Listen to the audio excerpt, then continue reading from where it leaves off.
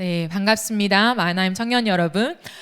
오늘 저희가 1월 둘째 주 청년부 예배를 함께 하고 있습니다. 혹시나 또 찬양 중간에 들어오신 청년들도 좀 많더라고요. 그래서 온라인으로 지속되어지는 가운데 이제 어려움이 많을 것 같아요. 하지만 제가 누누이 말씀드리지만 우리의 마음이 더 중요합니다. 그래서 가능하면 여러분이 좀 시간을 지켜서 예배를 참여하면 참 좋겠다 생각을 합니다. 그리고 지금까지도 굉장히 이제 청년들이 잘 해왔지만 2021년도에 기도 팀장이 이제 바뀌어지면서 오늘 굉장히 중보 기도회가 뜨겁더라고요. 그래서 10분 정도 저희가 짧게 예배를 중보하며 기도하는 시간이지만 그 10분에 참 많은 은혜가 저하게 됐습니다. 그래서 가능하면 1시 50분부터 들어와서 우리가 예배를 함께 준비하면 참 좋겠습니다. 그리고 우리가 계속해서 이제 언급은 되었지만 저희가 10일 동안의 특세가 잘 마쳤습니다. 참 우리 청년들이 동참해 주셔서 너무 감사하고 처음 하는 특세잖아요. 그래서 제가 특세를 마치면서도 청년들한테 그랬어요. 혹시나 특세 2차를 원하시면 언제든지 하겠다. 그래서 많은 동참을 해주시고 또 많은 이렇게 피드백을 해주시면서 우리가 계속해서 하나님 앞에 전진하는 그런 군사로 세워져 가면 좋겠습니다. 오늘은 예레미야 말씀으로 함께 나누면서 제목은 하나님을 되찾으라 라고 하는 제목으로 함께 하나님 말씀을 좀 나누어 보도록 하겠습니다. 세상에는 두 유형의 아기가 있는 것 같습니다. 어린 아기들의 특징을 보면 참 다양하지만 그 중에 한 특징이 있어요. 그건 뭐냐면 한 아이는 엄마가 자신을 떠났을 때에 그것을 못 견디는 아이가 있습니다. 그래서 엄마가 부재할 때에 세상을 다 잃은 것처럼, 세상이 사라지는 것처럼 느끼는 그런 아기가 있지요. 그 아기한테 엄마가 없다는 것은 절망입니다. 아무리 많은 것들을 갖다 주고 좋은 놀이를 해줘도 그 아이는 울음을 그치지 않는 거죠. 왜냐하면 그 아이에게 엄마는 절대적인 존재이기 때문이죠. 공급자입니다. 그러니까 공급자가 없어지니까 굉장한 불안함 속에 끝없이 우는 거죠. 그래서 그 아기는 엄마만을 원하는, 엄마가 있어야 평안을 누리는 그런 아기입니다. 그런가 하면 또 다른 유형이 있는데 그 아기는 엄마가 없어도 너무너무 잘 지내는 아기가 있어요. 왜 그러냐면 그 아기는 엄마 말고도 자신의 마음을 채워줄 수 있는, 안정감을 채워줄 수 있는 다른 무엇을 찾았기 때문이죠. 그런 아이들을 가만히 들여다보면 엄마 말고 할머니가 될 수도 있고요. 아니면 장난감이 될 수도 있고요. 아니면 또래 아이들과 함께 있는 그게 너무너무 재밌어서 엄마가 없는지도 모른 채 잘 노는 그런 아기도 있습니다. 그 아기에게는 엄마가 너무 좋긴 하지만 지금 당장 엄마가 없어도 잘 사라지는 그러한 유형의 아기라는 거죠. 근데 이스라엘 백성들을 보았을 때요, 이스라엘 백성들이 이렇게 출애굽하잖아요. 애굽에서 나와서 광야 생활을 해요. 근데 그 광야 생활 동안에 어떠한 모습이냐면 마치 엄마가 없으면 세상이 다 사라진 것처럼, 세상을 잃어버린 것 같은 그런 아기와 같은 사실 모습이었어요. 우리는 성경을 보면서 출애굽기, 민수기, 신명기를 보면은 이스라엘 백성들이 굉장히 하나님 앞에 불평도 하고 원망도 하고 따지기도 하고 불순종하는 모습이 굉장히 많잖아요. 그래서 광야를 지나면서 이스라엘 백성들은 참 왜 저럴까 그런 마음을 참 많이 가지긴 해요. 그런데 그럼에도 불구하고 광야를 지날 때 이스라엘 백성들이 하나님을 굉장히 많이 찾았다는 거예요. 불평을 해도 하나님을 찾고 불평을 했어요. 원망을 해도 하나님을 부르고 하나님한테 원망을 쏟아 부은 거죠. 그렇기 때문에 이스라엘 역사를 보면 저는 어쩌면 광야 생활이 더 나았다. 광야를 걸어가는 동안이 오히려 이스라엘 백성들이 하나님을 좀 더 의존했지 않나 하는 생각이 좀 들곤 합니다. 그런 여정 속에 오늘 성경에서 확인하는 것처럼 하나님이 광야를 지나는, 그러니까 아무것도 없는 그러한 땅을 지나는 동안에 사실은 길도 보이지 않고, 왜 거기를 잘 아는 사람이 없었잖아요, 그죠? 광야를 지나는 동안에 길도 보이지 않고 먹을 것도 없고 밤에는 춥고 여러 가지 어려운 환경 속에 있었지만 그때마다 하나님이 공급자가 되어주신 거죠. 비어져야 체험을 경험할 수 있는 것 같아요. 이스라엘 백성은 그 역설을 경험했죠. 없다는 것, 내가 비어졌다는 것은 굉장히 불안하고 굉장히 두렵지만 그럼에도 불구하고 비워졌기 때문에 채우시는 하나님을 경험하게 된 것입니다. 하나님이 늘 불기둥과 구름기둥으로 만나와 메추라기로 또다시 길을 내시는 그 놀라우신 하나님을 참 많이 경험했던 기적의 행진이 바로 광야의 행진이었다고 할 수 있지요.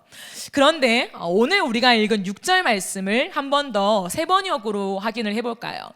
6절 말씀을 보면 그들은 이집트 땅에서 우리를 이끌고 올라오신 분, 광야에서 우리를 인도하신 분, 그 황량하고 구덩이가 많은 땅에서 죽음의 그림자가 짙은 그 메마른 땅에서 어느 누구도 지나다니지 않고 어느 누구도 살지 않는 그 땅에서 우리를 인도하신 주님은 어디 계십니까? 하고 묻지도 않는구나 라고 성경이 기록하고 있습니다.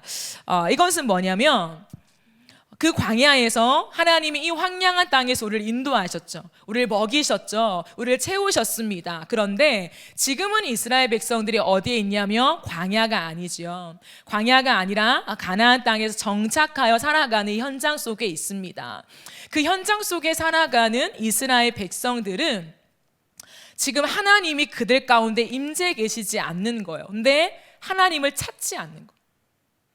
하나님, 우리를 인도하신 그 하나님 지금 내 삶 속에 어디 계십니까? 라고 찾지도 않는, 그런 묻지도 않는 상황 속에 있다는 거예요. 왜냐하면 더 이상 이스라엘 백성들한테 있어서 하나님은 나에게 없어서는 안 될 존재가 아니었기 때문입니다. 없어도 되는 존재로 지금 이스라엘 백성들에게 있는 것이죠. 그렇기 때문에 하나님이 없지만 없다는 것이 불편하지 않는 거예요. 없다는 것이 심각한 일이 아닙니다. 없다는 것이 큰일 나서 하나님 어디 계세요? 라고 찾을 수 있는 그러한 삶도 지금 형편도 아니라는 것이죠. 여러분, 혹시나 게임을 굉장히 좋아하는 청년들이 많겠죠? 게임을 굉장히 좋아하다 못해 너무너무 절대적으로 좋아하는 사람은 아침에 출근을 해서 밤 늦게까지 일을 한다고 칩시다. 그런데 그렇게 녹초가 되어서 온몸이 막 무너질 것 같고 아무것도 하기 싫고 짜증만 나고 근데 집에 들어와서 게임을 해요. 그죠? 1시간을 덜 자더라도 게임을 무조건 합니다. 왜 그럴까요? 그 게임을 해야만 내 스트레스가 풀리고 게임을 해야만 나의 이 모든 하루 동안의 노동이 조금 보상받는 느낌이 들기 때문일 것이죠. 누군가에게는 내가 매일매일 봐야만 하는 사람이 있을 수 있어요. 그죠? 물론 거의 사랑하는 대상이겠죠.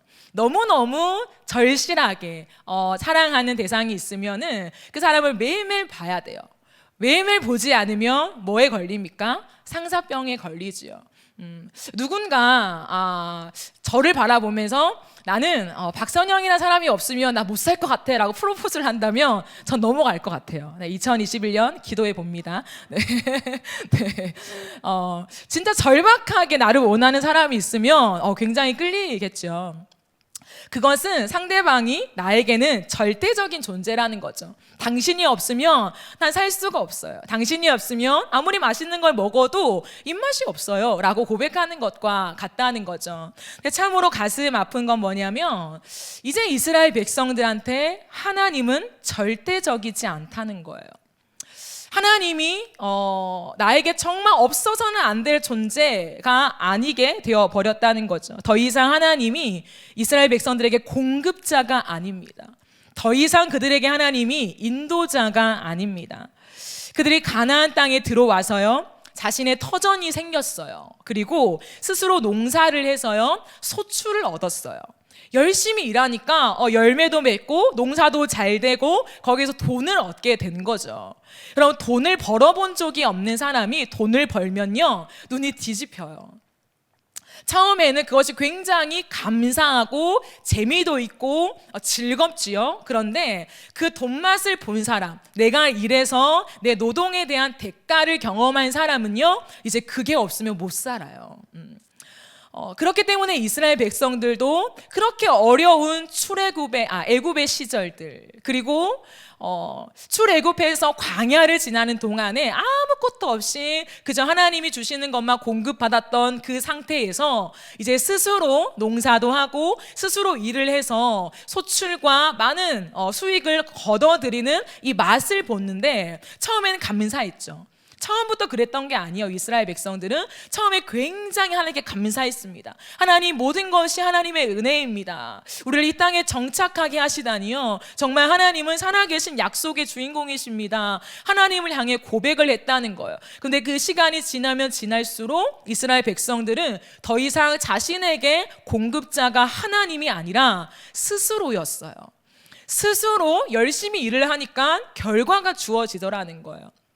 그리고 그 땅, 가나안 땅이라고 하는 그 토지와 그 땅의 문화들을 조금씩 알고 거기에 적응하다 보니까 자기가 꽤 괜찮은 삶이 자기 삶에 오게 되는 거죠. 그러다 보니까 거기에 안주하게 되고 사라지게 되는 것입니다. 그러니까 이제는 하나님의 존재가 없는 건 아니죠. 제사도 지내고 여전한 하나님과의 관계를 가지긴 합니다. 근데 그게 절대적이진 않은 거죠. 하나님이 있지만 내가 지금 살아가는 이 삶 속에 많은 문화와 많은 이 땅의 룰을 익히고 거기에 순응해 살아가다 보니까 내 삶에 좋은 것들이 많아지는 거예요. 내 삶이 정말 괜찮은 삶이 되어지는 거죠. 그러면서 하나님이 더 이상 공급자와 인도자가 되지 않는 것입니다. 그러다 보니까 이스라엘 백성들의 삶에는요, 그 땅의 기술과 그 땅의 문화에 더 많은 관심을 가지게 되었어요. 가나안 땅의 문화, 가나안 땅에 살아왔던 사람들, 이 땅에서 잘 성공적으로 살았던 사람들의 이야기를 들으면서 그것을 더 궁금해하고 관심을 가지고 자신의 삶에 적용도 해보고, 그러면서 그 문화와 그 기술을 따라 살게 된 것입니다. 어쩌면 스스로 자립하는 것, 내가 살아가는 내 땅의 문화를 내가 잘 익히고 그것을 이용하는 것이 뭐가 그렇게 나쁘단 말인가? 라고 반문할 수도 있을 것입니다. 그런데 이스라엘 백성들에게는 그 시간과 그것을 의존하는 것들이 짙어지면서 그 땅의 문화와 기술과 스스로의 자립심이 우상이 되어버린 것입니다. 그것이 그들에게 우상이 되었다는 것은 더 이상 하나님이 공급자가 아니라 스스로 내 삶을 세울 수 있다라고 생각하게 된 것이죠. 하나님이 인도자가 아니라 이 땅에 잘 적응하고 그곳에서 전문가가 되어지면은 내가 미래를 보장받을 수 있다라고 생각하게 된 것입니다. 여러분, 신앙이 무엇일까요? 신앙은 의존이에요. 많은 사람들은 얘기합니다. 그리스도인, 기독교인들, 교회를 다니는 사람들 자신에게 능력이 없으니까 의존하려고 다니지라고 생각하는 사람이 많아요. 그래서 자존심이 세면 셀수록, 많은 것을 가지면 가질수록 종교, 하나님에 대해서 굉장히 거부 반응을 일으키죠. 내 약함을 뭔가 인정하는 꼴이 되어져가는 그런 느낌이 들곤 합니다. 근데 여러분, 신앙은 의존이 맞아요. 의존이 맞는데 그 의존이 의존되려면 내 안에 정말 약함을 인정해야 한다는 거예요. 내 힘으로 살아갈 수 있어요. 내 능력으로 나는 내 삶을 세울 수 있어요 라고 말한다면, 오늘 하나님이 무엇이라고 우리에게 설명해 주냐면 너희를 진짜 도울 수 없는 헛된 것을 붙잡고 있다라고 말해요. 언젠가는 그것이 내 삶을 무너뜨리고 내 삶을 유지하지 못할 때가 반드시 온다는 것입니다. 헛된 것입니다. 그렇기 때문에 신앙은 의존이에요. 내 약함을 인정하는 것입니다. 나는 스스로 내 삶을 잘 세워갈 수 없는 그러한 존재입니다 라는 것을 고백하며 하나님, 이 땅을 다스리시는 전능하시고 창조주이신 하나님을 붙잡고 의존하는 것이 신앙이라는 것이죠. 근데 이스라엘 백성들은 광야에서는 그렇기 때문에 주님을 의존했어요. 불평을 하더라도 의존했지만 가나안 땅에서는 하나님을 의존하지 않았죠. 스스로 그리고 이 땅의 문화로 많은 삶을 세워가려고 노력했다는 것입니다. 더 이상 그들에게 하나님은 생명이 아니라 종교로 전락해 버렸습니다.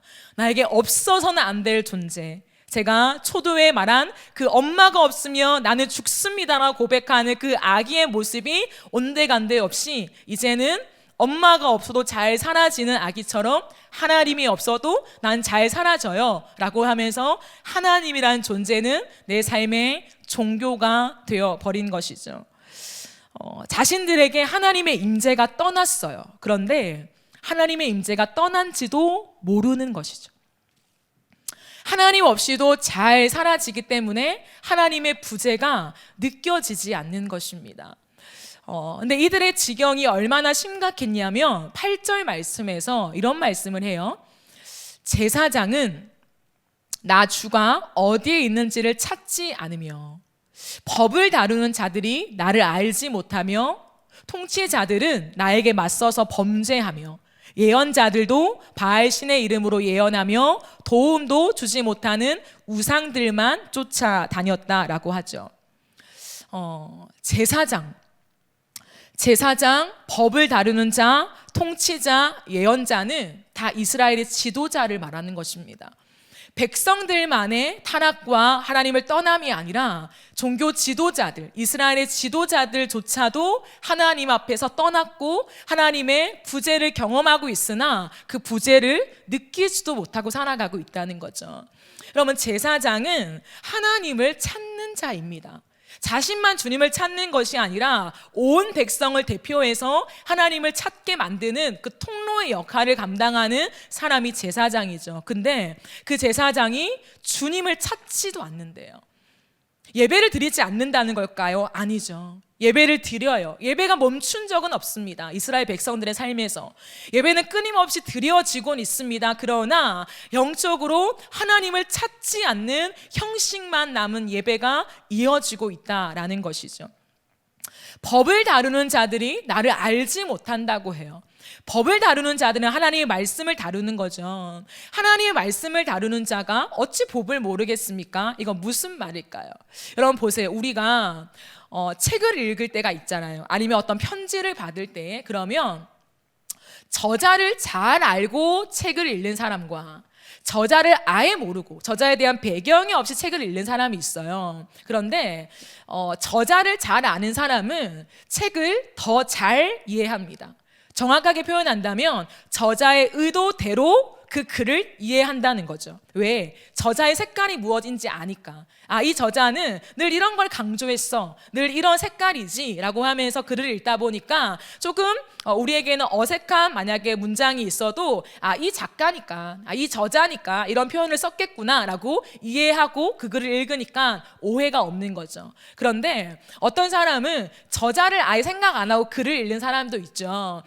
그러니까 어떤 글을 읽을 때 반감이 사지는 거예요. 어떤 한 문장을 봤을 때 이 문장은 동의할 수 없는데 이 문장은 좀 아닌 것 같아 라고 생각할 때가 있습니다. 그러면 점점 오해하게 되지요. 그 오해는 무엇입니까? 글이기 때문에. 사람과 사람이 만나는 소통이 아니잖아요. 내가 일방적으로 누군가가 써놓은 글을 읽는 거잖아요. 그렇기 때문에 곡해하게 됩니다. 그 곡해는 내가 중심이 되어 해석하게 되는 거죠. 내 생각이 기준이 되고 내 방법이 기준이 되고 내가 늘 기준 삼았던 것들이 중심이 되어서 그 사람의 글을 해석하게 되니까 곡해가 되는 거고 오해가 되는 것입니다. 지금 성경이 말하는 법을 아는 자들, 법을 가르치는 자들이 법을 모르는 게 아니에요. 하나님의 율법을 너무 잘 알지요. 근데 어떻게 아느냐? 그냥 문자적으로 아는 거예요. 전통적으로 아는 것입니다. 그냥 의례적으로 아는 것입니다. 그 저자 대신은 하나님의 마음이 궁금하지 않기 때문이죠. 하나님이 어떤 분인가? 하나님이 지금 나에게 무엇을 말씀하고 싶으신가? 그 저자의 의도는 궁금하지 않은 채 그냥 텍스트에 나와 있는 그냥 이 글을 가르치기를 좋아하는 것이 많은 백성들한테 이제 흘러가다 보니까 하나님 뭐라고 하냐면 법을 가르치는 자들이 나를 알지 못한다. 굉장한 말씀이죠. 통치자들은 나를 맞서서 범죄한다. 통치자는 뭡니까? 하나님의 대리적인 자죠. 하나님의 통치가 미쳐지는데 통로가 되는 자들입니다. 그런데 그 사람들이 오히려 하나님과 적대하며 하나님의 대적이 된다고 말하는 거죠. 하나님과 전혀 다른 방향으로 이 땅을 통치하고 있음을 말하는 거예요. 하나님이 그렇게 통치하고 싶지 않은데 이 사람들이 자신에게 유리한 대로, 사람들의 인기를 끄는 대로 백성을 통치하고 있다라는 것입니다. 예언자들도 마찬가지죠. 하나님의 예언의 말씀을 듣고 그대로 대언해야 돼요. 예언자들에게 가장 중요한 표현은 대언입니다. 대언이 뭘까요? 대신 말하다입니다. 예언자들은 내가 어떻게 요리해서 잘 전달하는 것이 아니라 하나님께 들은 말씀을 그대로 대신 전하는 것이죠. 그렇기 때문에 이 당시의 예언자들은 하나님 앞에서 직통 계시를 받았죠. 오늘날은 직통 계시가 없습니다, 여러분. 하나님 앞에 직접 그 말씀을 받아서 대언하는 경우들도 있었다라는 거죠. 그러나 이들을 뭐라고 합니까? 바알 신의 이름으로 예언하며 하나님과 너무나 떨어져 있었다는 것입니다. 그러면서 도움을 주지 못하는 우상들만 쫓아다녔다. 이스라엘 백성들은 하나님이 있긴 하지만 하나님과의 관계도 없고 하나님의 마음도 느끼지 못하고 하나님의 음성도 듣지 못한 채 우상 숭배의 길을 걸어가고 있었다라는 것입니다. 사랑하는 청년 여러분, 오늘 이 말씀 속에 우리가 우리 자신을 돌아볼 때에 이런 질문을 한번 던지고 싶습니다. 여러분은 지금 하나님의 임재가 느껴지십니까? 하나님의 마음이 느껴지시나요? 말씀을 읽을 때 하나님, 이게 하나님의 음성이군요 라고 깨닫는 그 깨달음이 여러분의 삶에 지금 있으십니까? 하나님의 임재가 느껴지지 않아도 잘 살고 있는 우리의 모습이진 않습니까? 또한 우리의 정말 인생의 공급자를 누구로 여러분은 믿고 의지하며 살아가고 있습니까? 요즘에 많은 청년들에게 키워드가 있죠. 엄카. 정말 우리가 우리의 삶의 공급자를 정말 엄카 정도로만 생각하고 있진 않나요? 신앙은 신앙이고 내가 살아가는 일상 속에서는 내 공급자가 엄마 카드지, 아빠 카드지 하면서 내가 쓰고 싶은 것들을 그냥 카드로 긁어내는, 그러면서 거기에 의존하고 있는 우리의 모습이진 않나요? 직장을 들어간 사람들은 그 직장이 나의 공급자가 되어 있진 않나요? 하나님을 믿긴 하지만 그 직장에서 일해서 버는 매달마다 들어오는 그 월급이 나의 공급이 되기 때문에, 나의 공급자이기 때문에 그것이 우선순위가 되어져 가는 우리의 삶이이진 않습니까? 우리의 삶의 진정한 인도자는 누구입니까? 우리의 삶의 인도자가 전문가, 내가 정말 이 분야에서 탁월해지고 싶어, 인정받고 싶어 라고 하는 그 영역의 전문가이진 않습니까? 하나님이 내 삶의 인도자입니다 라고 고백하긴 하지만 여전히 내 삶 속에서 전문가의 의견에 내가 더 많이 공감하고 그것이 나에게 권위가 되어지고 있지는 않냐는 거죠. 아니면 주변 사람들의 이야기, 그 소견, 그것을 참고로 듣는 것은 굉장히 좋은 거죠. 이 땅은 나 홀로 살아갈 수가 없습니다. 하지만 어떤 일, 내 고민, 내가 혼자 풀 수 없는 많은 문제가 있을 때 늘 우선순위로 사람에게 요청하고 달려가는 것은 그렇게 바람직하지 않다는 거예요. 우리의 인도자가 자꾸만 헷갈리게 만드는 우리의 여정일 수 있다는 것입니다. 우리의 인도자가 정말 누구입니까? 우리는 정말 하나님 앞에서 솔직하게 우리의 삶을 점검해 보아야 한다는 것입니다. 새해가 되었습니다. 우리는 계속해서 플랜을 세우죠. 나의 인생 계획, 아니면 나의 한 달 계획, 일주일 계획을 열심히 세웁니다. 그 플랜 자체가 나의 인도자가 되고 있지는 않습니까? 플랜을 세워야지요. 하지만 하나님이 내 인생에 들어오지 않는, 하나님의 음성을 듣고 하나님의 말씀을 듣고 내 인생의 계획을 세우기보다는 그냥 당연히 내가 세워야 하는 계획이니까 나의 생각으로, 나의 얕은 고민으로 내 인생의 계획을 막 세워가면서 그것을 지키기 위해서, 또 지켰으면 거기에 만족하며 내가 굉장히 안심하고 있는 그러한 모습으로 우리가 가고 있진 않을까요? 다시 한번 우리가 돌아볼 때에 이스라엘 백성들은 하나님을 완전히 떠난 적은 없습니다. 하나님 앞에 예배를 드리지 않는 적도 없습니다. 그러나 그들의 인생 속에 광야 때와 가나안 때가 너무 달랐다는 거죠. 삶은요, 광야보다 가나안이 훨씬 좋아졌습니다. 훨씬 편해졌습니다. 퀄리티가 너무 높아졌습니다. 그러나 하나님을 의존하는 것에 있어서는 광야가 훨씬 더 주님을 의존했다는 거죠. 한 걸음 한 걸음 걸어갈 때마다 하나님께 묻지 않을 수가 없었어요. 결핍이 오니까, 빈 그릇이 되니까 하나님, 이거 하나님 채워주지 않으면 살아갈 수가 없어요. 그 광야 때이니까 하나님을 자신의 인도자로, 공급자로 인정할 수밖에 없는 그 여정이 반복되었다라는 것입니다. 그렇기 때문에 굉장히 서툰 그들의 여정이긴 했지만, 그리고 굉장히 많이 하나님 앞에서 범죄하였긴 했지만 좀 급이 달랐던 것 같아요. 광야 때는 원망이죠. 하나님 없어요. 하나님 목말라 죽겠어요. 하나님 배고파 죽겠어요. 하나님 만나는 질려요. 고기 좀 주세요. 이런 투정이었잖아요. 그런데 가나안 땅에서는 행음이라고 표현해요. 가나안 땅에서는 하나님 앞에 그냥 단순한 원망, 투정, 그 정도가 아니라 아예 남편을 떠나서 다른 사람을 사랑하는 것 같은 행음이라고 말해요. 하나님을 사랑하지 않는 거죠. 하나님께 투정도 안 해요. 그런 모습이라는 것입니다. 여러분, 우리가 삶을 살아갈 때에 가장 좀 끔찍하다고 해야 될까요? 가장 심각하다고 해야 될까요? 그게 뭐냐면 부부 사이나 사랑하는 사람 사이에 대화가 없어지는 거예요. 차라리, 물론 정말 심각하게 싸우는 건 문제가 되지만 차라리 잔잔하게 소소하게 싸우는 것이 대화가 없는 것보다는 건강한 관계입니다. 왜 오늘 하루 종일 연락 안 했어? 보고 싶은데 왜 연락 안 했어? 싸우게 되죠. 근데 그게 건강한 거예요. 연락을 안 해도 섭섭하지도 않고 보고 싶지도 않고 너는 너의 길을 걸어가라, 난 나의 길을 걸어갈게 라고 하는 것은, 그거는 이미 그 관계가 병들어 있다는 증거입니다.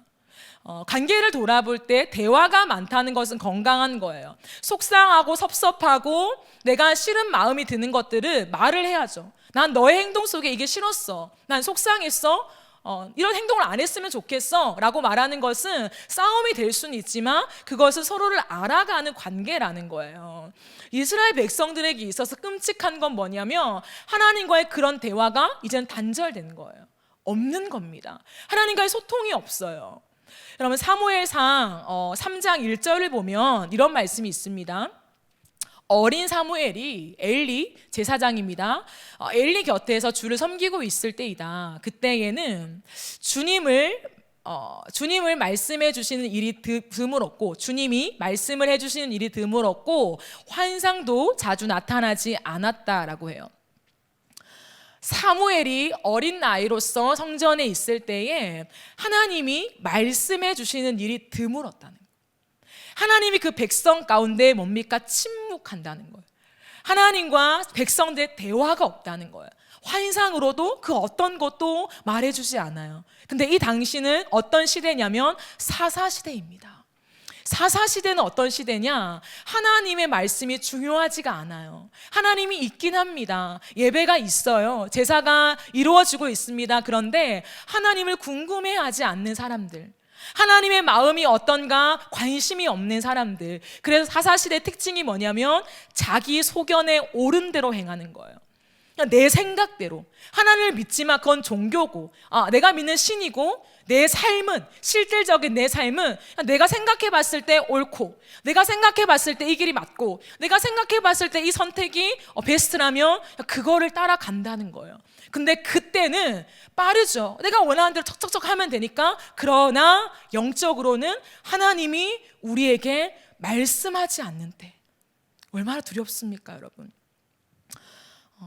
우리가 하나님 앞에서 하나님의 음성이 들려지고 있다는 것은 너무너무 감사한 거예요. 우리가 특세 때 시편 51편의 말씀을 읽었잖아요, 그죠? 다윗이 하나님 앞에 고백하는 그 시를 읽었습니다. 다윗의 인생 속에 왕으로서 많은 것을 거느리고 밧세바라는 여인을 원하면 명령해서 그 여인이 자신 앞에 대령되어지고 잠도 잘 수 있고 마음껏 모든 것을 다 누릴 수 있는 그때 다윗은 얼마나 좋았겠습니까? 그죠?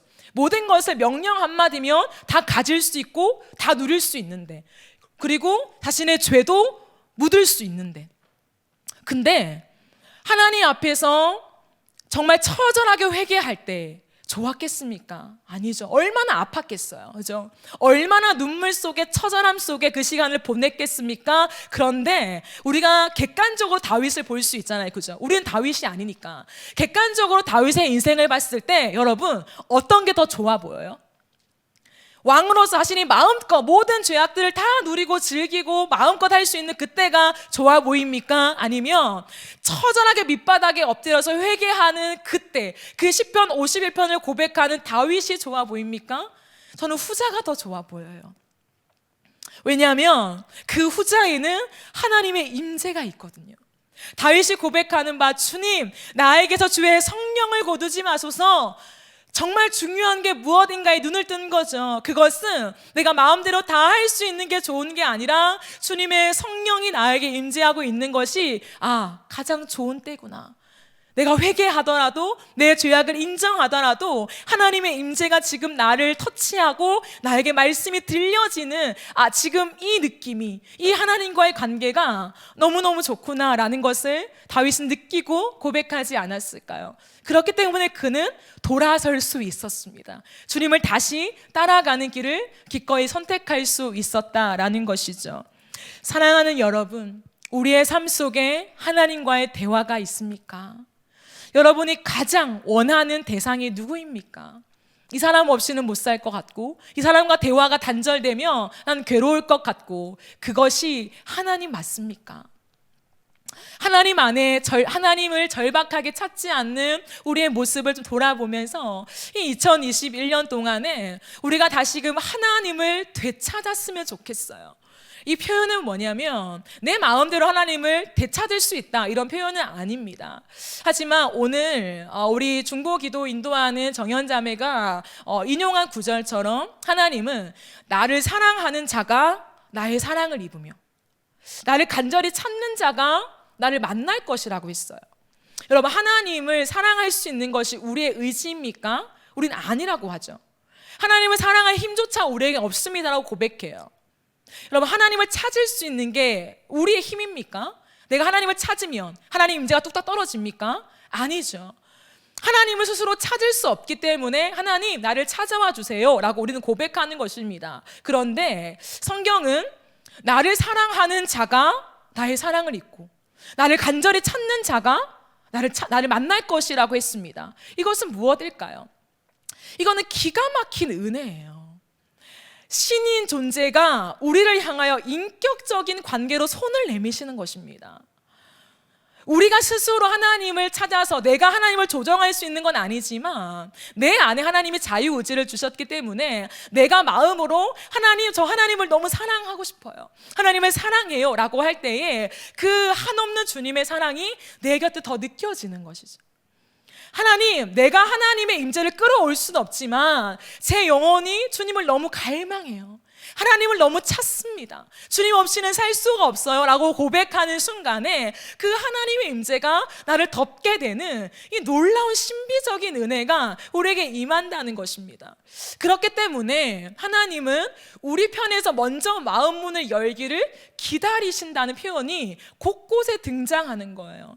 하나님의 주권이긴 합니다. 모든 것이 하나님의 주권이잖아요. 그러나 참 설명하기가 어렵지만 하나님은 우리 편에서 주님께 마음을 열기를, 우리 편에서 주님을 사랑하기를, 주님을 찾기를 원하는 그 마음 속에 임재하신다는 거예요. 우리의 마음을 너무너무 즐거워하시는 하나님이라는 것입니다. 여러분, 우리 하나님을 좀 더 깊이 알아가지 않을래요? 하나님을 문자적으로 신학적으로 알면 이거랑 말이 다르잖아, 이거랑 지금 어폐가 있잖아, 하나님을 오해하기가 너무너무 쉬워요. 근데 우리가 하나님을 다 알 수 없다는 걸 인정하고 그냥 성경을 성경대로 믿는 거예요. 하나님의 주권이 먼저냐, 우리의 자유의지가 먼저냐, 이런 쟁론이 아니라 하나님의 주권이긴 하지만 내가 하나님을 간절히 찾을 때 만나주신다 하셨으니 하나님, 제가 주님을 찾아요. 그냥 이 어린 아이와 같은 믿음의 고백이면 되는 것입니다. 우리 안에는 너무 똑똑해진 것이 문제일 때가 많습니다. 너무 똑똑해서, 너무 이성적으로 따져서 이득이 되는 때도 있지만 하나님과의 사랑의 관계, 하나님과의 연합의 관계, 인격적인 관계에서는 마이너스가 될 때가 참 많아요. 어린 아이와 같은 마음이 필요하다는 것입니다. 우리가 어찌 주님을 다 알 수 있겠어요. 그렇기 때문에 주님을 내 마음속에 모시는 거죠. 토미테니는 말합니다. 하나님의 임재를 가져와야 한다고. 하나님의 임재를 우리가 가져올 수 있는 방법, 하나님을 되찾을 수 있는 방법이 무엇일까요? 하나님은 방법까지 우리에게 말씀해 놓았습니다. 그것이 회개예요. 회개. 우리가 끝없이 10일 동안의 특세 가운데 우리가 확인했던 그 회개예요. 10일 동안 그렇게 주구장창 회개했는데 또 회개를 말씀하십니까? 라고 누군가 물어볼지도 모르겠어요. 그러나 우리는 주님 앞에 갈 때까지 회개해야 합니다. 회개하는 영혼의 심령에 하나님은 가장 선명하게 임재하세요. 우리가 우리의 죄를, 오늘도 은혜가 충만했지만 돌아서면 내가 원하는 것을 따라가는 죄악의 본성 속에 걸어가는 나의 나약함을 인정하고, 하나님, 오늘도 그러게 주님 없이는 나는 한 발자국도 선한 길로 걸어갈 수가 없어요. 하나님, 오늘도 주님의 지혜가 아니고서는 나는 하나님이 원하시는 길을 따라갈 수 없는 우둔한 자입니다. 하나님, 저는 이런 죄인이에요. 그러기에 주님, 오늘도 주님이 나를 씻으시는 죄 씻음의 은혜가 필요하며, 하나님 다시 한번 임재하여 주셔서 주님을 쫓아갈 수 있는 성령의 도우심을 주시옵소서 라는 고백이 날마다 우리의 고백이 되어야 한다는 것입니다. 그러기에 사랑하는 청년 여러분, 우리가 주님 앞에 회개의 영을 구했으면 좋겠어요. 하나님이 2021년 나뿐만 아니라 우리 청년부 가운데 회개의 영을 주셔서 하나님 앞에 낱낱이 우리의 죄를 토설하며 그 고백하는 회개의 시간 속에 하나님이 강력하게 임재하시는, 하나님의 음성이 또렷하게 들려지는 그런 은혜를 허락해 달라고 기도했으면 좋겠습니다. 여러분, 순종은 누가 할까요? 성경은요, 우리가 하나님의 복을 받을 수 있는 비결 중에 순종을 참 많이 얘기를 해요. 하나님께 순종하는 자가 복을 받아요. 그거는 맞는 진리인 것 같습니다. 그런데 누가 순종할 수 있을까요? 우리가 주님을 믿는 사람으로서 말씀을 몰라서 순종을 못한다? 그건 아닌 것 같아요. 그러면 무엇 때문에 우리가 순종을 못하고 반대로 무엇이 있으면 순종을 할 수 있을까요? 그것은 오늘 내 삶에서 하나님의 음성이 또렷하게 들리는 자는 순종을 할 수밖에 없어요. 우리가 그냥 문자적으로 읽는 이 성경을 알아야, 하나님 이거 좋아하시는구나, 이거 싫어하시는구나, 이 길로 걸어가길 원하시는구나, 그냥 문자적으로 내가 아는 지식 말고 오늘도 내가 이 말씀을 읽고 오늘도 내가 기도할 때에 정말 나에게 와닿는 것처럼, 선영아, 나는 오늘 너의 삶에 이걸 원해. 선영아, 나는 너가 이 길을 걸어갔으면 좋겠어. 하나님의 말씀들, 하나님의 음성이 이런 육으로 들려지진 않죠. 근데 이 말씀이 이렇게 나에게 하시는 말씀처럼 들려올 때라는 거죠. 기도를 할 때도 하나님이 지금 나에게 직접 말씀하는 것과 같은, 내 곁에 있는 것과 같은, 그 하나님의 음성이 들리는 것 같은 그 가까운 임재를 경험할 때 그게 들려진다면 순종하지 못할 사람은 저는 없다고 생각해요. 하나님의 음성이 또렷하게 들려지기만 한다면 순종해요. 회개도 하고 내 삶도 드리고 내 물질도 드리고 회사도 그만둘 수 있고 아니면 내가 싫어하는 회사도 들어갈 수도 있고 뭐든지 할 수 있게 된다는 거죠. 예전에는 생각지도 못했던 직업일 수 있어요.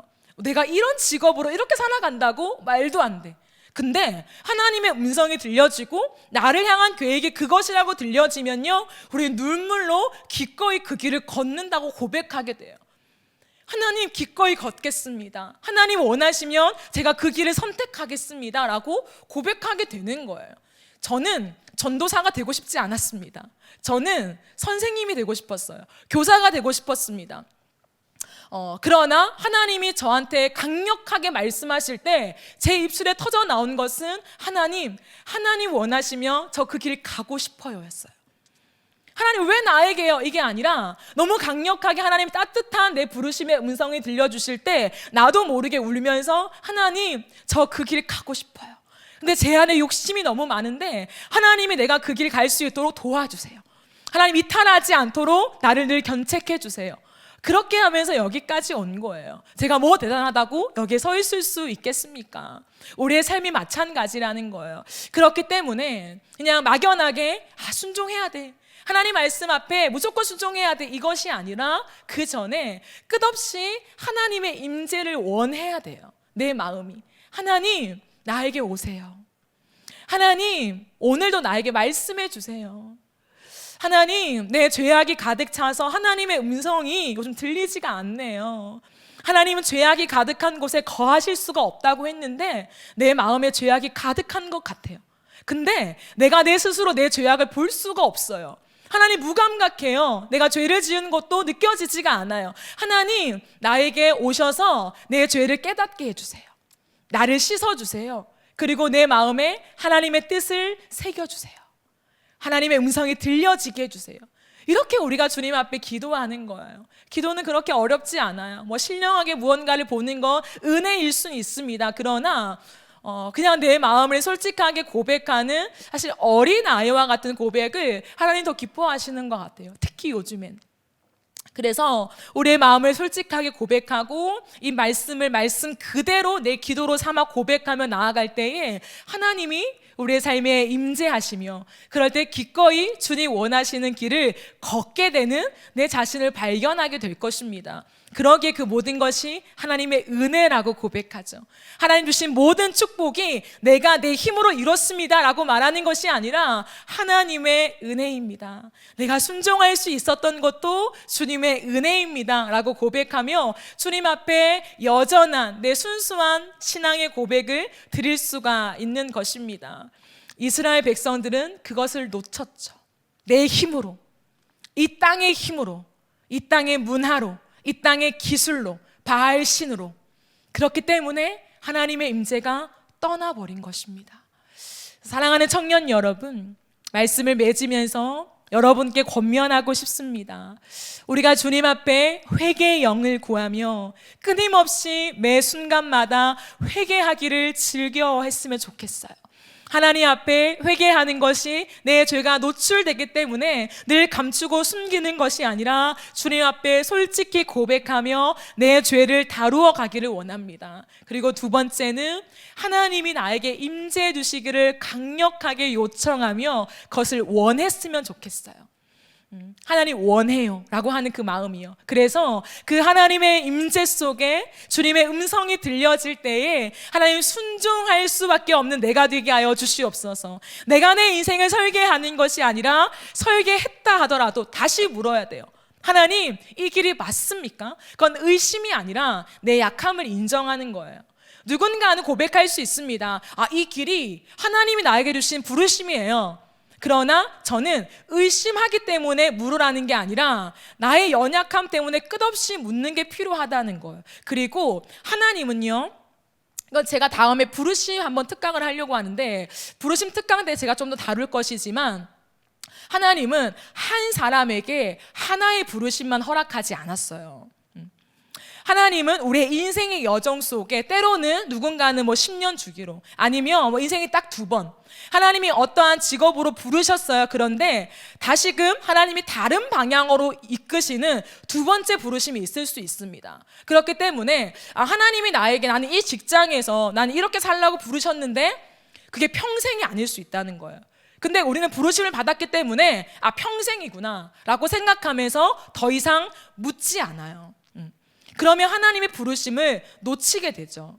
그렇기 때문에 지금의 부르심에 순종해 내가 이 자리에 서 있지만, 이게 맞지만 틀렸다는 게 아닙니다. 맞지만 계속 물어야 돼요. 하나님, 제가 언제까지 이 직업으로 이 일을 하기 원하십니까? 혹은 하나님 다른 부르심이 있습니까? 하나님, 내가 여기에 안주하지 않게 하시고 하나님의 부르심을 따라 언제든지 떠날 수 있는 믿음을 허락하여 주시옵소서 라는 기도를 반드시 드려야 돼요. 저도 그렇게 기도하고 있습니다. 하나님, 저의 부르심이 여기까지입니까? 아니면 새로운 부르심이 있습니까? 그건 당장 떠나겠다는 게 아니에요. 끝없이 내가 안주하지 않겠다는 내 신앙의 고백이요, 내 인생의 설계가 나로 이루어지는 것이 아니라 오늘도 역사하시는 길을 내시는 하나님으로 말미암는다는 그런 고백인 거예요. 그렇기 때문에 끊임없이 주님 앞에 기도하고 내 길을 주님 앞에 올려드리는 것이 바로 하나님이 내 인생의 인도자입니다라고 고백하는 그런 진짜 삶이라는 것입니다. 그러기에 오늘 이 말씀을 여러분이 꼭 기억하면서 2021년 계속해서 우리가 지나고 있는 이 새해를 걸어가면서 하나님 앞에 내가 무엇을 생각하고 가야 되는지를 고민하면서 가장 중요한 것은 하나님을 되찾아야 한다. 내 인생에 지금 부재하고 있지만 부재한 줄도 모른 채 내 신앙 행위로 하나님 계실 거야, 언제나 나와 함께 하시니까 이라고만 우리가 착각하며 안주하고 있는 것들을 털어버리고 절박함, 엄마가 없으면 안 되는 어린아이처럼 하나님이 나의 공급자이십니다. 하나님이 나의 인도자이십니다. 주님의 음성이 들려지지 않으면 저는 어디로 걸어가야 될지 몰라요. 그러니 나에게 말씀해 주세요. 하나님, 내가 주님을 원합니다. 나에게 오시옵소서 라고 하는 그 간절함의 요청을 주님께 드릴 때 하나님의 임재를 끝없이 경험하며 내 모든 삶 속에 선명하게 살아계신 하나님, 오늘도 나에게 말씀하시는 그 하나님을 경험하며 살아가는 우리의 삶이 되어지기를 예수님의 이름으로 축복합니다. 아멘. 우리 이 시간 함께 찬양하고 기도하는 시간을 가지도록 하겠습니다.